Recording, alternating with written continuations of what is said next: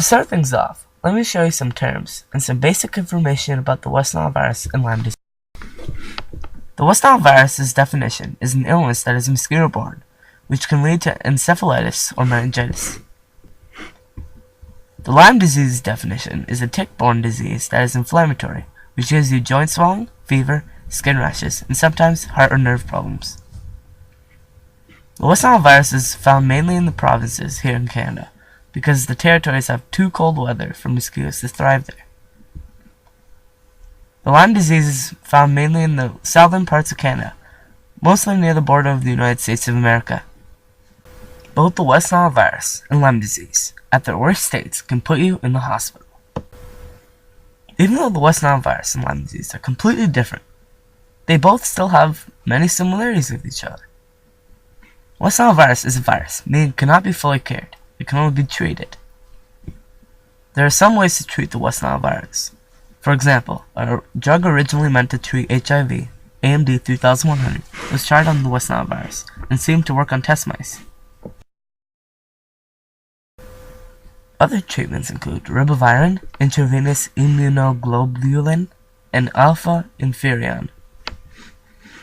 The Lyme disease can be treated and cured much easier than the West Nile virus, only using antibiotics for a few years, months, or even weeks. The way the West Nile virus and Lyme disease spread are quite the same. They are both host-given, transmitted from another animal. The West Nile virus is transmitted when an infected mosquito bites you. The way a mosquito gets infected is when it takes blood from a bird that has the virus in its bloodstream. The Lyme disease is transmitted when a tick, which is very small and hard to see, bites you, transmitting the disease into your bloodstream. These are not the only viruses or diseases these animals can carry. A tick can also carry anaplasmosis, babesiosis, Rocky Mountain spotted fever, and much more. Now let's talk mainly about the West Nile virus. 4 out of 5 people who have the West Nile virus can have no symptoms at all. Yes, you heard me right. Right now you can have the West Nile virus and not even know it. But when you do have symptoms, they will most likely be a sign of fever, headaches, you feel drowsy or tired more often, body aches and pains, skin rashes with the occasional swelling of the lymph glands. There are 3 outcomes for the West Nile virus. The first and most common is absolutely nothing. Yes, more people don't develop any disease or infections.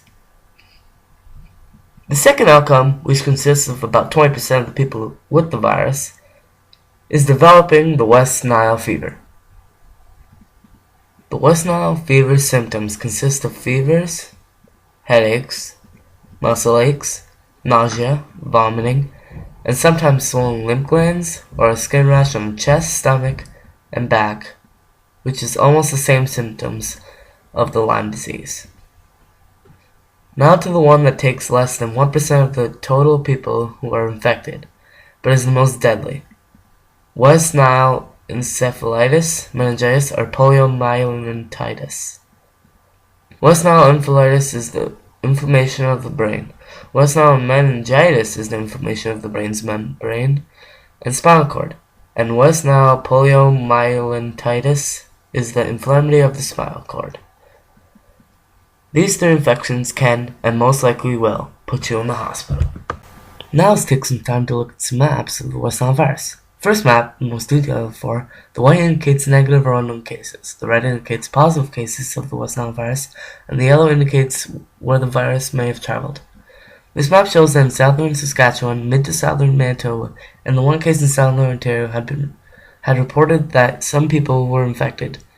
For the map of 2009, it looks as if the results seem much worse, but in fact the numbers of cases increased by a few.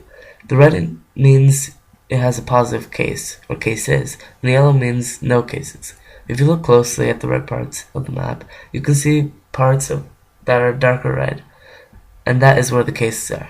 For 2010, the same thing happens. The legend is the same as shown between the previous maps, but the number of cases seems to have decreased. Now, for being so many cases in 2008, now there seems to be only 4 cases throughout Canada, at least as recorded by the Public Health Agency of Canada. This map shows the areas where birds are West Nile virus positive. As you can see, most of the infected birds are close to the border to the United States of America. Now let's change gears and talk about the Lyme disease. The Lyme disease has many symptoms, as you have seen in the first section of the video, but some people didn't know. If you leave this untreated, things can become very severe. You can get arthritis, which is swelling and pain in your large joints, nervous system problems like meningitis, and Bell's palsy, which is when facial muscles become paralyzed. These are very severe, be the long-term effects if you ignore or didn't notice the symptoms in the lower, less severe states.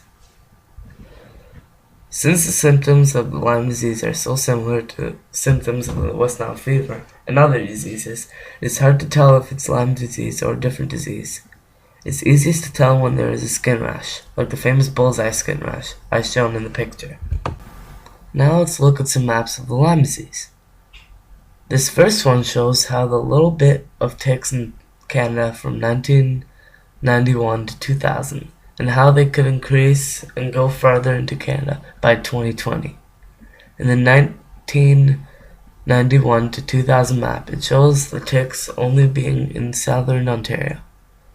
In the 2020 map, it shows that the ticks would go farther into Ontario, and little bits entering Quebec, Manitoba, and Saskatchewan. The darker the color means more ticks in the area, and the more ticks in the area, the greater the chance of getting Lyme disease. The next map shows the cases in Ontario. The cases are mainly near the Great Lakes, where the population is much denser. Before 1999, Canada, even all of North America, had no medicines or studies of the West Nile virus. As the years passed, the technology for finding out how to treat this virus became greater, finding some suitable treatments for the virus. AMD 3100, intentionally meant for treating HIV, was tested on mice infected with the West Nile virus, and it turned out that it works. In 1975, the first real outbreak of Lyme disease happened in, of course, Lyme, Connecticut. Even though this is in the States, most likely Canada would have started to prepare for it to come to us. They would have more time with the Lyme disease, and it would have been much easier than West Nile virus, because of course it was the disease, not a virus. Now we use antibiotics to eliminate this disease in its early stages. What does the future bring? There can be many outcomes, whether it be good or bad, for this question people ask. From seeing how other diseases and viruses have mutated, we may come encounter with even more deadly strands of the Lyme disease and the West Nile virus, like how the flu mutated into a much more deadly virus, the swine flu. We are not too sure what will happen with these viruses and diseases, but hopefully with how our understanding and technology is increasing, we may find a way to beat them. In conclusion to all this, the West Nile virus and Lyme disease are a big problem. All of the treatments you have to go to for the West Nile virus, or all the antibiotics you have to take daily, become very stressful. People should be more aware of the West Nile virus and Lyme disease. Not once have I ever seen a poster or a single sentence around town saying, "Watch for Lyme disease, stay away from ticks," or "Watch for mosquitoes."